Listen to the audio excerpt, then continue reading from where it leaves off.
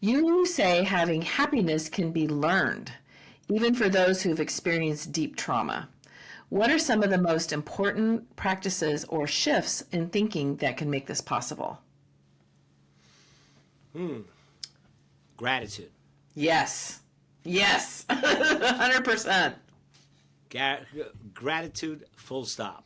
Yep. I mean, I would suggest for any of your audience to go to the Greater Good Science Center website, Greater good science. GGSC, the Greater Good Science Center, and take the Art and Science of Happiness. It's a free online course. It's incredible, incredible, and everybody that deals with happiness and positive psychology and brain science and neuroplasticity and all of those things that have to do with what makes us human and what is the art and science of happiness, all of those scientists and researchers and neurobiologists and biobiologists and all those guys, they all work through the Greater Good Science Center. So all their stuff is there. And they have such terrific, I mean, they've got such terrific things about learning to be happy. And then they also have a side website called GGIA, the Greater Good in Action.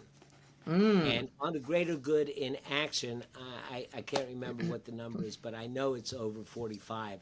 I think it's, 80, something like that. They've got, you could put in gratitude, search gratitude, and it'll give you 12 exercises to increase your gratitude. Put in happiness, put in stress, put in self-compassion. It'll give you, 6 different exercises. You can look at them all and then pick the one or two that works for you. It's all wonderful stuff. But one of the things that I would say, what I do, my practice, or was my practice, I don't quite do it as much anymore, but I still do.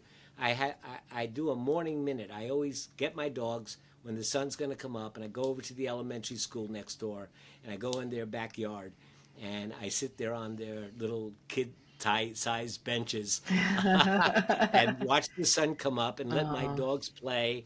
And I repeat to myself a mantra, a little paragraph that I constantly am working on and evolving. And it started out with my wife, who always used to say, today is the day the Lord has made. Be happy and rejoice in it. And I used to say that, but over time it's evolved.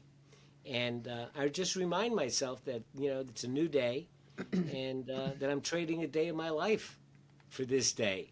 And the only thing that's going to be memorable about it for me is whatever I leave in it. So it better be something good. So that's a practice that I have that keeps me centered and grounded. But another practice is keeping a gratitude journal. Writing down a couple of things. So what I would suggest to a lot of folks who are really coming out of the shadows is see if you can find just a simple word or something that you can make your morning minute.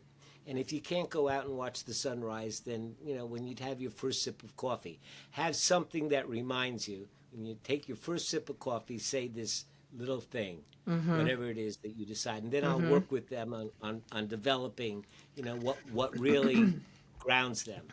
Then get your little notebook out and write down 2 or 3 things that you're grateful for.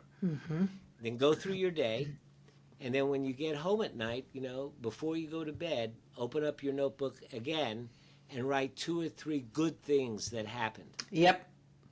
And now if you do those 3 things and you do it on a regular basis, as far as the gratitude journal, they have research on this.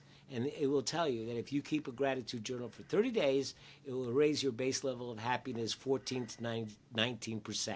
It is a And they have research on this. It is a game changer because I'll just share a real quick story, and I've shared it on my podcast before, but it talks about this very thing. I was working at this large company, and there was a lot of stuff going on at in our office, and it wasn't good, and it was ridiculous. And so I got to the point where I was just hating coming into work every day, right? And it was a long drive for me. It was like over an hour drive for me to get to work. So I spent that particular morning, the hour to work, going over in my head just how awful it was going in there and just, getting myself just in a real funk. So by the time I pulled into the parking garage, I was in an absolute funk. And I all but audibly heard God say to me, I want you to be grateful. I want you to walk up to by the time you get to your desk, from the time you leave the car, basically, to the time you get to the desk, I want you to talk about all the things you're grateful for. Now, I got to work early in the morning, so there's no one around.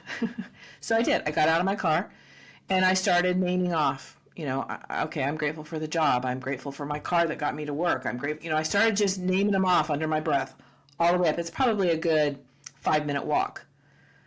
I was a completely different person when I walked into that office. That completely changed everything for that day. I can't imagine how awful that day would have been had I not done the gratitude, and if I had gone into work after spending over an hour ruminating in my head how much I hated that job and how much I hated what I was walking into. And it was a great day. Mm-hmm. Yeah, no, there's a terrific little video on YouTube, written by Father David Standel Rast, who, by the way, Brother David Standel, it's a German name, R-A-S-T is the last name, gratitude.org or gratefulness.org, one of the two, I can't remember right now. But it's a wonderful, wonderful website that sends you a beautiful statement on your email every day, word of the day.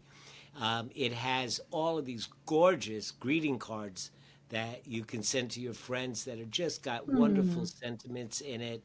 It has essays on gratitude, and it's just about living a life of gratitude. And people say, well, that's kind of like tinkle, tinkle, kumbaya stuff. But what you're saying when you're grateful for something, you're also saying, the weight of the world is not on my shoulders. You're saying that, that there are other people around that do some of this, and it's not all me. Yeah. Because that's another feeling that, trauma survivors often feel. It's everything's on me. Yeah. I have to do everything. I have to please everybody. I have to. And I was in class last semester, and I said something in the class which I didn't even pay any attention to.